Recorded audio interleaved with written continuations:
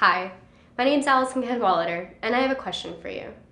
You're walking to your car after a long day of classes, and you come across a couple fighting. To you, it looks pretty serious, and like it may even become physical. So what do? Are you concerned? Do you become involved? Well, unfortunately, these are important questions that we don't always have the answers to. But let me ask you one more. As I explain this scenario, did the couple in your head appear to be heterosexual?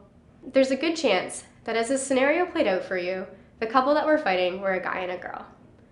Our understanding of partner violence tends to focus on the heterosexual experience.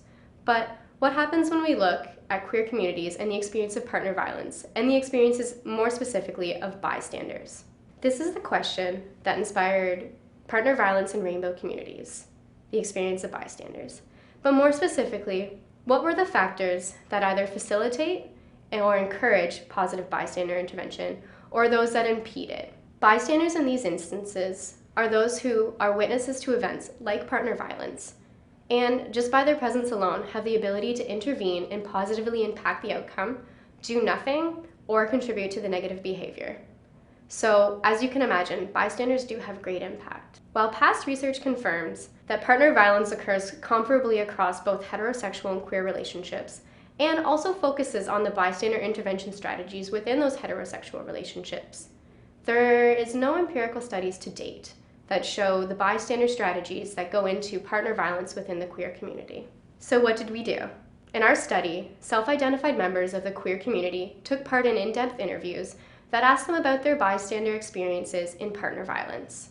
We approach this from the qualitative method of analyzing transcripts of in-depth interviews and a focused content analysis that looks for the factors that either encourage or impede effective bystander intervention. Going forward, we are now taking part in the coding of the 5 steps of bystander intervention.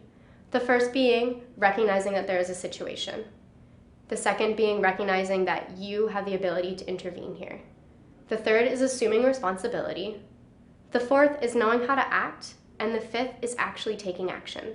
The implications of our study center on the collective belief that understanding the differential experiences of heterosexual and queer individuals is actually an integral step to developing an effective strategy for bystander intervention that is both relevant and specific to the queer community. So let's revisit my first question, but let's this time assume that you recognize that this is a queer couple fighting, and perhaps you even know them. So while I don't expect you to answer whether you will or will not intervene, I'm more interested now in why. What are the barriers? Do you recognize that this situation requires intervention? Or maybe you don't know how to act in this situation. What I am going to encourage you to do is to stay tuned for the results of this study. Because what happens here is we are going to give you the strategies to be a positive bystander in these scenarios. And maybe you can impact someone's life positively in the future.